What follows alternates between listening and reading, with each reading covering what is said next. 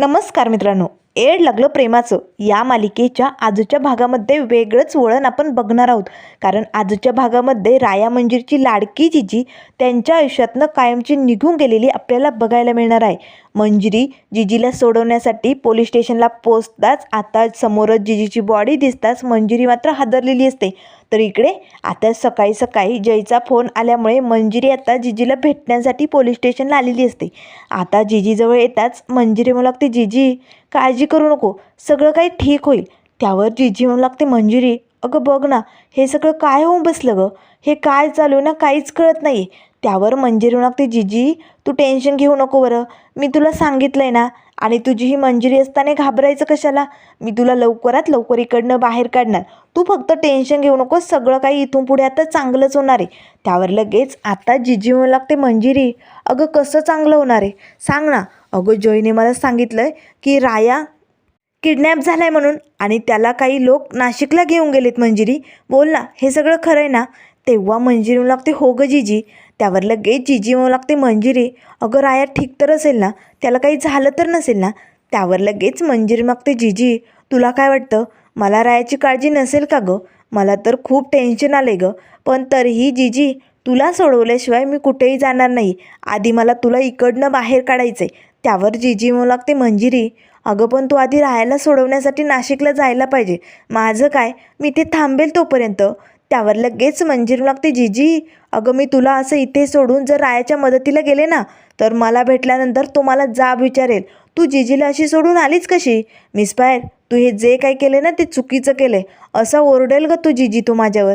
त्यामुळे जिजी आधी मी तुला इकडनं बाहेर काढणार आणि मगच रायाच्या मदतीला जाणार.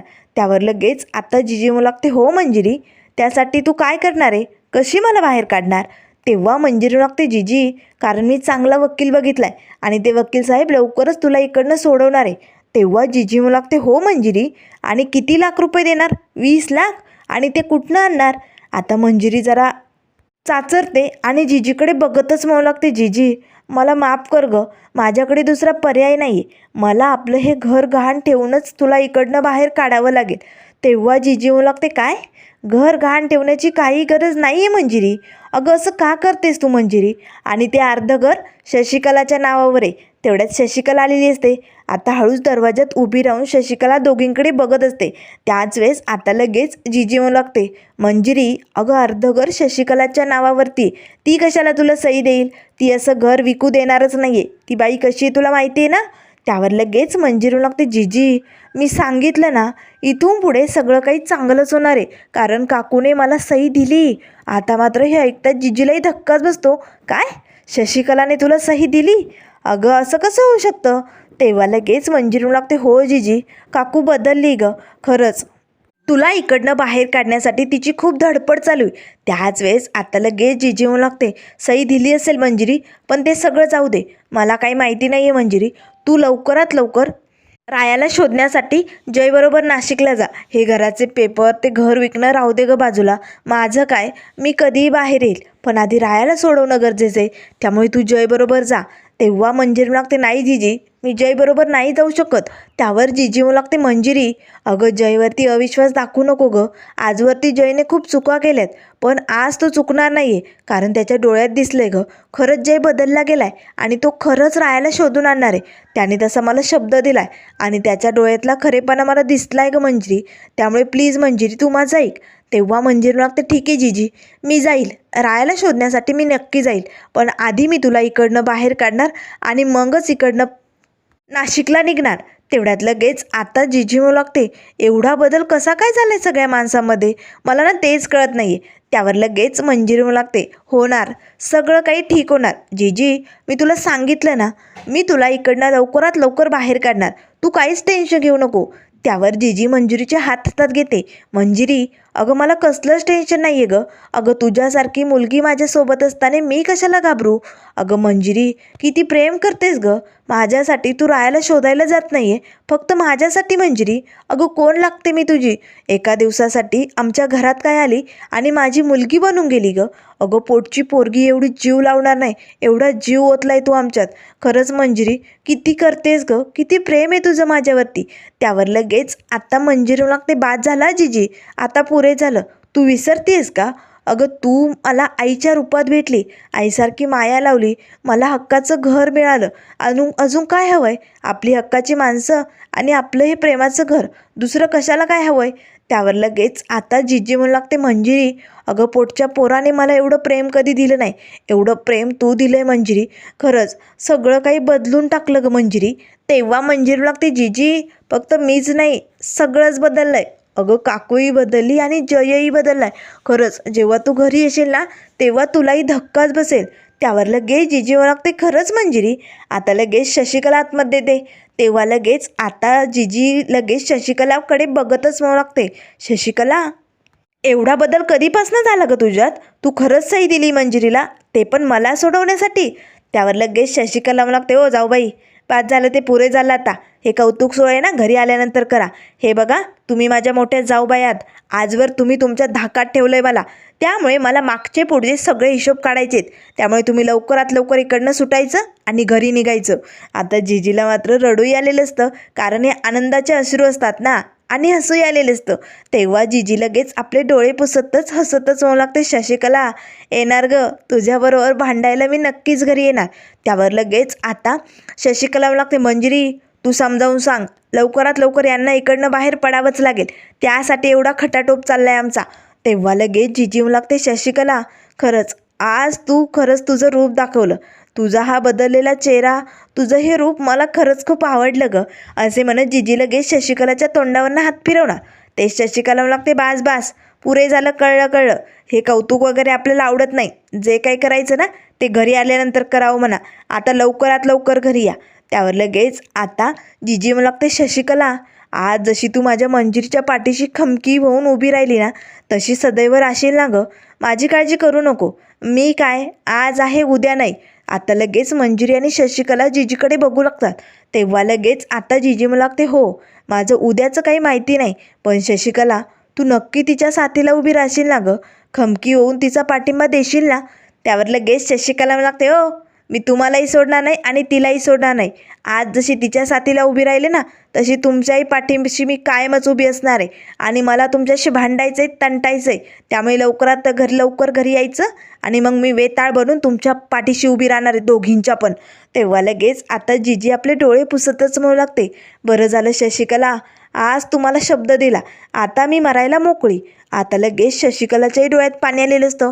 मंजिरी जिजीकडे बघू लागते. त्यावर शशिकला लागते, मंजिरी अगं काय बोलताय त्या, यांना सांगा मरायचं बिरायचं काय बी नाव घ्यायचं नाही. पुन्हा असं जर बोललात ना माझ्याशी गाठे, शशिकला बाहेर आल्यानंतर सोडणार नाही आहे तुम्हाला. त्यावर लगेच आता जिजी म्हणू लागते, बरं ठीक आहे बाई, मरायचं नाव घेणार नाही, पण माझ्या मंजिरीची साथ कधी सोडू नको. अगदी तिला स्वतःच्या पोरीसारखं जीव लावशील ना? तेव्हा शशिकला म्हणू लागते, हो मी लावणारच आहे, पण आधी तुम्ही घरी या, मग काय जे कौतुक करायचं आहे ना ते घरी आल्यानंतर करा. तेवढ्यात लगेच कॉन्स्टेबल मॅडम येतात, चला तुमची वेळ संपली. त्यावर लगेच शशिकला म्हणू लागते, अशी कशी वेळ संपू शकते? नाही एवढ्या लवकर वेळ संपत नसते. त्यावर लगेच आता जिजी म्हणू लागते, बरं चला तुम्हा दोघींना निघावं लागेल, खरंच वेळ संपली आता. त्यावर लगेच आता शशिकला तिकडनं बाहेर निघून जाते. मंजिरी आता पटकन जिजीचा हात हातात घेते, जिजी बघितलं ना अगं काकूमध्ये किती बदल झाला आहे, बघितलं ना सगळं काही बदललं आहे. आता तू घरी आली ना की सगळं काही ठीक होणार आहे. त्यावर लगेच जिजी म्हणू लागते, मंजिरी अगं खरंच हे सगळं बघून माझे ना डोळे दिपून गेलेत. मंजिरी तू काळजी करू नको, जा आता तू घरी. असे म्हणत आता मंजिरी मात्र जिजीकडे बघत रडतच तिकडनं निघालेली असते. तिची पावलं काही तिकडनं निघत नसतात. तर आता इथे रात्रीची वेळ झालेली असते. मंजिरी न जेवण करता तर शांतपणे तिथे खिडकीत बसून विचार करत असते, राया अरे कुठेस तू? अरे एवढ्या कठीण प्रसंगात तू मला सोडून गेलास, पण राया मी खचून चाल रे, तुझ्याशिवाय ही तुझी मिसफायर एकटी पडली रे. पण मला कळलंय राया, तुझ्याशिवाय ही तुझी मिसफायर काहीच करू शकत नाही. आज जर तू इकडे असता तर या मिसफायरच्या साथीला साथ देऊन तू जिजीला सोडवलं असतं रे, पण मी एकटी काय करू, मला खरंच काहीच कळत नाही. राय तू कुठे आहेस रे? राय तू ठीक असशील ना? तुला काही झालं तर नसेल ना? असे असंख्य प्रश्न आता मंजिरीच्या मनात उभे असतात. त्याच वेळेस पाठीमागनं घोरपडे येतो. घोरपडेने आता मंजिरीसाठी जेवणाचं ताट आणलेलं असतं. तेव्हा लगेच मंजिरी आता जयकडे बघू लागते. त्याच वेळेस जय म्हणू लागतो, मंजिरी अगं काही खाल्लं नाही आहेस ना? 2 घास खाऊन घे, चल बरं पटकन. आता मंजिरीलाही धक्काच बसतो, कारण चक्क जय माझ्यासाठी जेवण घेऊन आलाय. त्यावर लगेच आता तेवढ्यात शशिकला येते. ए काय टाकून आणलं यात, काय टाकून आणलंय, काही कालून तर आणलं नाही ना. तेव्हा घोरपडे मला लागतो, शशिकला अगं प्रत्येक वेळेस तू माझ्यावरती डाऊट का घेतेस? हे बघ मी असं काही केलं नाही आहे. अगं सगळ्यांनीच जेवण केलं नाही आहे, कोणीच काही बनवलं नाही, खाल्लं नाही, म्हणून मी बाहेरनं ऑर्डर केलं आहे आणि सगळ्यांसाठी हे जेवण मागवलं आहे आणि मी पण खाणार आहे. मग काही मलाही मरायचं आहे का? त्यावर शशिकला मला लागते, ए बाबा तुला मरायचं असेल ना तर तू खुशालच मर, पण मंजिरी हे खाणार नाही म्हणजे नाही. त्यावर घोरपडे मला लागतो, बासा शशिकला पुरे झालं. मंजिरी तू हिच्याकडे लक्ष देऊ नको, 4 घास पोटात गेले ना तर तुलाही बरं वाटेल. चल बरं पटकन खाऊन घे. त्यावर लगेच आता शशिकला मला लागते, ए जमणार नाही, सांगितलं ना ती खाणार नाही, कारण जाऊबाईंनी तिची जबाबदारी माझ्यावरती सोपवली आणि मी तुला शेवटचं सांगते, मी तिला हे खाऊ देणार नाही म्हणजे नाही. त्यावर लगेच मंजिरी मला लागते, बास थांबा आता हे सगळं, तुम्ही दोघे भांडू नका, मुळात म्हणजे मला जेवायचंच नाही आहे, त्यामुळे ना आता हे भांडण बंद करा. तेव्हा शशिकला मला लागते, मंजिरी असं कसं जेवायचं नाही आहे? अगं जाऊबाईंनी तुझी जबाबदारी माझ्यावरती सोपवली आणि उद्या जेव्हा जेलमधनं सुटून जाऊबाई घरी येतील तेव्हा काय म्हणतील मला? कारण माझ्या मंजिरीला तू सांभाळलं नाही, तिच्यात ताकदसुद्धा राहिली नाही. अगं तू खमकी असायला पाहिजे ना, त्यांची काळजी घ्यायला तुझ्यात ताकद नको. त्यामुळे मंजिरी आधी हे जेवण मी खाते 1 घास आणि मग आपण ठरवूया तुला द्यायचं की नाही. त्यावर घोरपडे म्हणू लागतो, शशिकला तुला खायची काही गरज नाही, मीही 1 घास खाऊन बघतो, मग तुझी खात्री पटेल. त्यावर शशिकला म्हणू लागते, थांब तू नंतर खा, तुला मारायचं आहे ना तू मर, पण आधी मला चाखून बघू दे. आता शशिकला पटकन त्यातला 1 घास खाऊन बघते. घोरपडे मुद्दामून तिखट भाजी आणली का? जरा जास्तच तिखट वाटते, पण बरी आहे. ओके चालन मंजिरी, बैस आणि 4 घास पोटात गेले ना तुलाही ताकद आल्यासारखं होईल, खमकी होशील तू, बैस पटकन. त्यावर मंजिरी म्हणू लागते, शशिकला काकू मला खरंच भूक नाही आहे, मला खायची इच्छाच नाही आहे गं. त्यावर घोरपडे म्हणू लागतो, मंजिरी तुला खावंच लागेल. आता लगेच शशिकला स्वतः मंजिरीला तिथे सोप्यावरती बसवते आणि आता लगेच मंजिरी म्हणू लागते, हे बघ आता तुला खावंच लागेल, नाहीतर या शशिकलाची गाठ आहे, चल पटकन खाऊन घे. आता मंजिरी मात्र डोळे भरून या काकूकडे बघू लागते, कारण काकूत आणि घोरपडेत खरंच खूप बदल झालेला असतो. खरंच हे दोघे बदलले असतील की यांचं नक्की काहीतरी कांड चालू आहे, हे तर अजून काही कळालेलं नाही आहे. पण आता काकू स्वतःच्या हाताने मंजिरीला भरू लागते, चल पटकन खाऊन घे. चिवकाऊचा घास म्हणणार नाही आहे, काय असेल ते पटापट खाऊन टाकायचं आणि मोकळं व्हायचं. त्यावर लगेच आता मंजिरी मात्र दोघांकडेही डोळे भरून बघू लागते आणि म्हणू लागते, खरंच आज हे सगळं दृश्य बघायला जिजी इथे असायला हवी होती. जिजीला ना खरंच आश्चर्याचा धक्का बसला असतं आणि खूप आनंद झाला असता. खरंच तुमच्या दोघांचा हा बदल जिजीला बघून नक्कीच आनंद होईल. त्यावर लगेच शशिकला लागते, होईल ना, अजून जिजीला घरी येऊ दे, मग सगळं काही बघून त्यांना आनंदच होणार आहे, तू नको टेन्शन घेऊ, मंजिरी तू खाऊन घे. त्यावर लगेच आता मंजिरी लागते, लवकरात लवकर आता उद्या आपण जिजीला सोडून आणूया. त्यावर घोरपडे म्हणू लागतो, चालेल तुम्ही जिजीला सोडवण्याची तयारी करा, मी नाशिकला जाऊन रायाला घेऊन येतो. आता लगेच मंजिरी म्हणू लागते, खरंच जय? त्यावर जय म्हणू लागतो, हो मी उद्याच नाशिकला जाऊन रायाला घेऊन येणार आहे. तेव्हा मंजिरी लागते, जय आणि शशिकला काकू तुम्ही एवढ्या कठीण प्रसंगी माझ्या पाठीशी उभी राहिला, माझी एवढी मदत केली, खरंच तुमचे आभार कसे मानावे ना तेच कळत नाही, थँक्यू हा. त्यावर लगेच शशिकला म्हणू लागते, ए हे थँक्यू वगैरे राहू दे, आधी खाऊन घे चल पटापट, जाऊबाई येण्याआधी तुझ्यात ताकद आली पाहिजे, चल पटापट खाऊन टाक.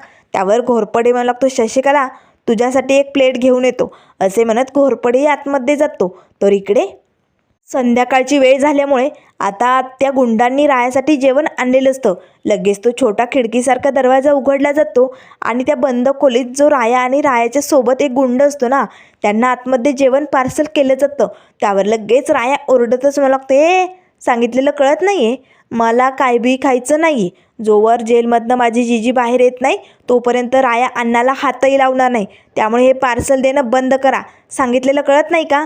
तेवढ्यात लगेच तो गुंड म्हणू लागतो, ए मॅडमची ऑर्डर आहे, तुला जेवण करावंच लागेल, तुझ्या जिजीसाठी वकील निघालाय आणि लवकरात लवकर तो वकील पोहोचेल पण. त्यावर लगेच राया म्हणू लागतो, ए मला फक्त सांगणं नको या, मला पुरावा हवा आहे, नाहीतर तुमचा हा माणूस गेलाच म्हणून समजा. असे म्हणत राया लगेच त्या गुंडाला पकडतो आणि त्याच्या डोळ्याजवळ असा चमचा धरतो. हे बघा आता शेवटची वॉर्निंग देतोय, हा राया जे बोलतो ना ते करतो, याच्या डोळ्यातच हा चमचा घालील आणि याला जिवंत मारून टाकेल. लवकरात लवकर माझं काम झालं पाहिजे, नाहीतर तुमचा हा माणूस गेला म्हणून समजा. तो गुंड मात्र घाबरतो आणि ओरडतच राहायला म्हणू लागतो, ए बाबा अरे मला कशाला मारतोय, मॅडम तुझं काम करणार आहे ना, मला सोड मग.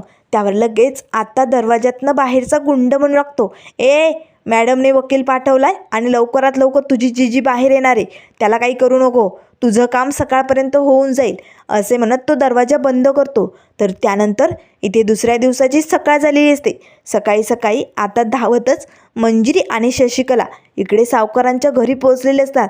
कारण आता 20 लाख रुपये सावकारांकडनं घ्यायचे आणि जीजीची सुटका करायची. ठरल्याप्रमाणे आता दोघेही सावकारांच्या घरात येताच आता सावकार मात्र बॅग घेऊन बाहेर निघालेले असतात.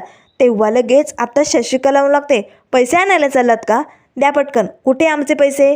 त्यावर सावकार म्हणू लागतात, नाही नाही, माझ्या मुलाचा ॲक्सिडेंट झाला आहे, मला लवकरात लवकर तिकडे हॉस्पिटलला पोचायचं आहे. तेव्हा शशिकला म्हणू लागते, हो मग तुम्हाला पोचायचं ना, तुम्ही पोचा, आमचे पैसे द्या म्हणजे आम्ही जाऊ बाईला सोडायला मोकळे.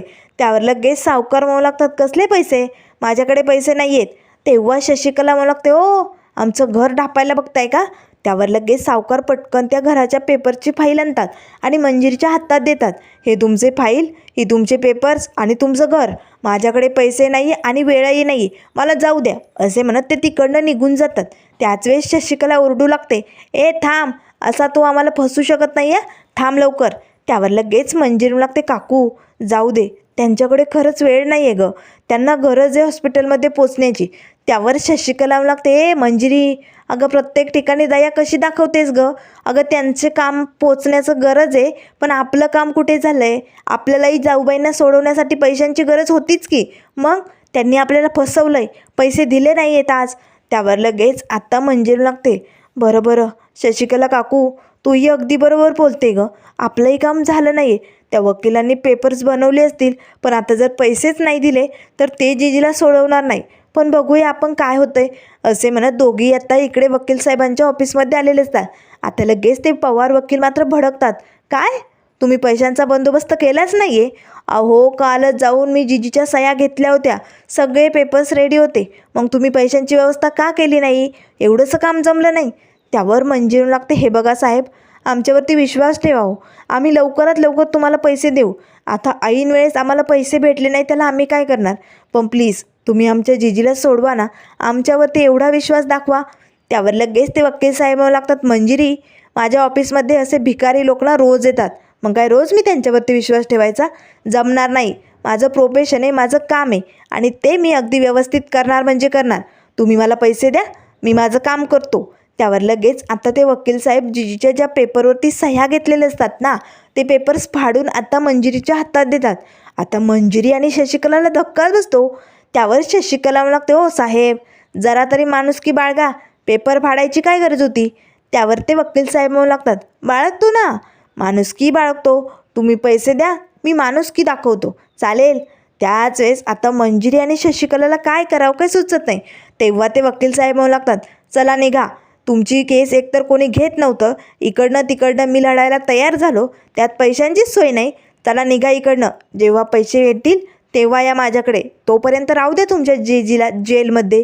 आता मंजिरी आणि शशिकला तिकडनं निघालेले असतानाच आता तिथे एक मोठे नामवंत वकील येतात. त्याच वेळेस आता त्या वकिलांना बघताच लगेच ॲडव्होकेट पवार म्हणू लागतात, सर तुम्ही इथे कसे. त्यावर लगेच आता ते नामवंत वकील म्हणू लागतात, इथे मंजिरी कोण आहे, तिच्या आईची केस लढण्यासाठी मी इकडे आलो आहे. आता मंजिरीला मात्र खूप आनंद झालेला असतो, माझ्या जीजीची केस लढण्यासाठी. तेवढ्यात आता समोरनं व्हिडिओ कॉल काढण्याचं काम चालू असतं, कारण वकील भेटल्याचा व्हिडिओ आता राहायला दाखवायचा असतो ना. त्याच वेळेस आता लगेच शशिकला मला लागते, मंजिरी एवढा आनंद आणू नको, थांब आधी कोण आहे काय विचारपूस करू दे.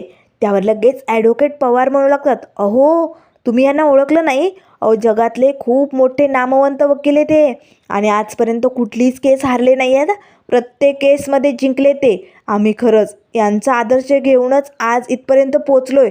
आम्ही यांची प्रत्येक लढलेली केस बघतो आणि त्याच पद्धतीने आमचं काम चालू ठेवतो. त्यावर लगेच आता मंजिरी लागते, खरंच तुमचे कसे आभार मानावेत ना तेच कळत नाही, तुम्ही खरंच माझ्या जीजीची केस लढणार. त्यावर लगेच ते वकील साहेब लागतात, हो मी तुमच्या जीजीची केस लढणार आणि तुमच्या जीजीला आजच बेलवरती बाहेर काढणार. आता मात्र मंजिरीला काय करावं काय सुचत नाही. तेव्हा शशिकला म्हणू लागते, मंजिरी आनंद कमी कर, अगं हाच वकील एवढे पैसे घेत होता, हे तर एवढे जगातले भारी वकील आहे, यांची फीज विचार. त्यावर लगेच आता ते वकील साहेब म्हणू लागतात, नाही मी फीस घेणार नाही, त्याचं तुम्ही टेन्शन घेऊ नका, कारण मी ही केस फ्रीमध्ये लढणार आहे. आता मंजिरीला तर आणखीन मोठा धक्का बसलेला असतो. चक्क एवढे मोठे वकील आणि ते पण फ्रीमध्ये केस लढणार. त्यावर लगेच आता शशिकला म्हणू लागते, काय असं कसं होऊ शकतं? तेव्हा मंजिरी लागते, तुमचे कसे आभार मानावे ना तेच कळत नाही आहे. पण साहेब, तुम्हाला कोणी सांगितलं आमच्या जीजीच्या केसबद्दल? त्यावर लगेच ते वकील साहेब म्हणू लागतात, अख्ख्या पंढरपुरात चर्चा चालू या केसची. आणि हो, मलाही तिथनंच कळालं आणि म्हणूनच मी ही केस लढण्यासाठी इकडे आलो आहे. कारण तुमच्या जीजीची काहीही चूक नाही आहे. हा खून नाही आहे, हा वध आहे. एका आईने आपल्या देशाला वाचवण्यासाठी स्वतःच्या मुलाचा वध केलेला आहे. त्यामुळे तुमच्या जीजीला शिक्षा होऊच शकत नाही. मी त्यांना लवकरात लवकर बाहेर काढणार. आधी आपण त्यांना बेल पेपर मिळवून देऊ आणि त्यांची सुटका करून त्यांना घरी घेऊन जाऊ आणि पुढे केस कशी लढायची ते बघूया मग, असे म्हणत आता मंजिरी, शशिकला सगळेजण खूपच खुश झालेले असतात आणि जीजीला सोडवण्यासाठी निघालेले असतात. तर इकडे आता सकाळ झाल्यानंतर लगेच त्या बंद खोलीचा दरवाजा उघडला जातो. आता राया मात्र इकडे वाटच बघत असतो.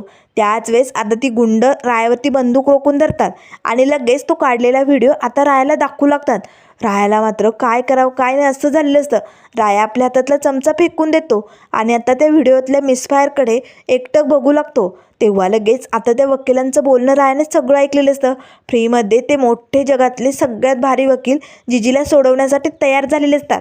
त्यावर लगेच आता बंदूक रोखलेला गुंड म्हणू लागतो, ए राया, बघतोयस ना, अरे तुझ्याने असा वकील भेटला असता का?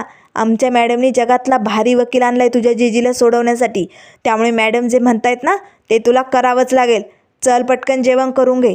त्यावर रायम लागतो, नाही, जोवर माझी जीजी घरी जात नाही तोपर्यंत मी अन्नाचा कणही घेणार नाही. मला माझी जीजी घरी गेलेली हवी आहे. मिसफायर, मला माफ कर गं. एवढ्या कठीण प्रसंगात मी तुला सोडून इकडे गं. मिसफायर, मला माफ कर.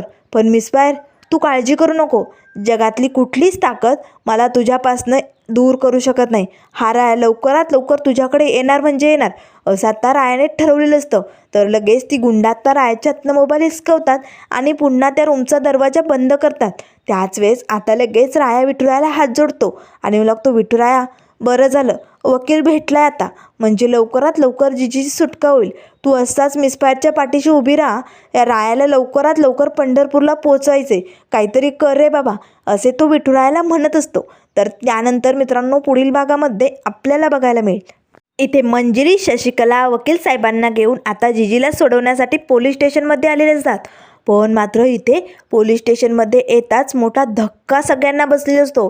कारण आता पोलीस स्टेशनमध्ये जीजीची बॉडी समोर दिसू लागते. जीजीचा इथे मृत्यू झालेला असतो.